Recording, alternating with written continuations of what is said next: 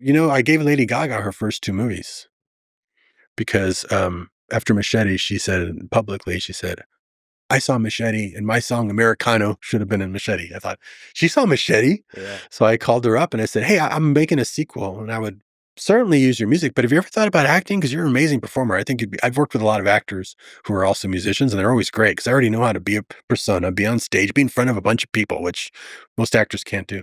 And she said, "Actually, I studied acting before I became a singer." So, well, you'll never be able to be in a movie because you know what? They don't know how to shoot people out. They want 6 months of your time and you're always on tour. But if you come be here, I have a part for you. I can shoot you out in half a day. This whole section of a movie, and I'll shoot you a movie poster. It's She's like, incredible. okay. So she shows up. I had all the sets like a conveyor belt right next to each other. Shoot, shoot, shoot, shoot. She's in the car. That's why she had me do her music video for Rain on Me later. She said, "We should just go to Austin. Robert put me on a green screen." I was throughout that whole movie. I don't know how we did that. It was half a day. She was there half a day. I did the same for Sin City too. I was like, "I have a set here waiting for you. If you're on tour in Houston, just drive into Austin. I'll shoot you out in half a day. You get to be in a scene with Joseph Gordon-Levitt." Sure. She came down. So wait, how do you take Robert De Niro? How do you take Lady Gaga and like solve the puzzle of all the scenes they have to be in? How do we shoot them quickly, efficiently, conveniently? You have to edit your own movie. I have this analogy, a food analogy that works really well. Script is like your grocery list. Filming is like grocery shopping, getting the best performances, getting the best beat, getting the best ingredients, right? Editing is like the cooking. Too much of this and not enough of that, you fuck the whole thing up. So many filmmakers do not edit. Yeah.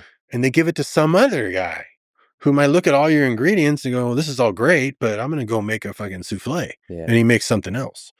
So by doing that job, I mean, like I've worked on some big stuff and I realized finally after many years, because I've always edited, I realized this is why movies cost so much. There could be 150, 200 people on the crew.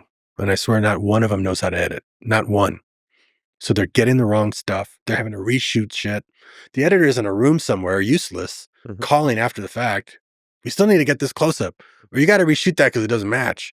Because no one knows editing.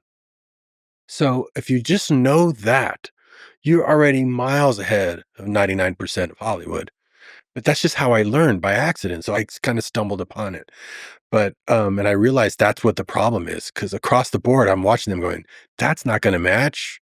You guys are just spending money, sending crews out, shooting stuff for this." It's a clusterfuck. Let me show you. And that's how it's Sin City, Bruce Willis, 9 days. Brittany Whoa. Murphy's in all 3 stories, 1 day. Benicio del Toro, 3 days. It's just like you're just shooting their stuff. Mickey Rourke is in a sequence with Rutger Hauer. We shot 8 months apart. I didn't have Rutger Hauer till I was doing Shark Boy and Lava Girl. So I just shot Mickey acting with me and then I shot Rutger acting with me and then I just cut them together. What's weird is like Wow. editing exercises are like I used to do these editing exercises where I would tune my VCRs together and I would cut my movies, but sometimes I would just cut a music video. And I cut a music video once because I was a big fan of Rutger Hauer and a big fan of Mickey Rourke. So I said, I want to make it look like they're in a movie together. So I cut this music video together. And so it shows like lightning on Rutger in The Hitcher and then lightning on Mickey from Rumblefish, but Rumblefish is black and white. Mhm. So I made the whole thing black and white. I was like 19. I was 19 years old when I did that. Wow. And then years later, I'm making Sin City.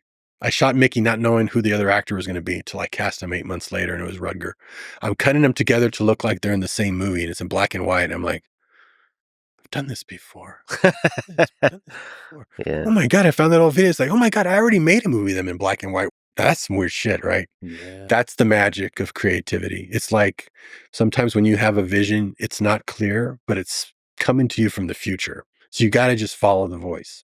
No matter what anyone says about your curtains, just follow the voice you got in your head because you don't know and you're not smart enough to know. And you don't need to know. You just need to do. You just need to be the hands.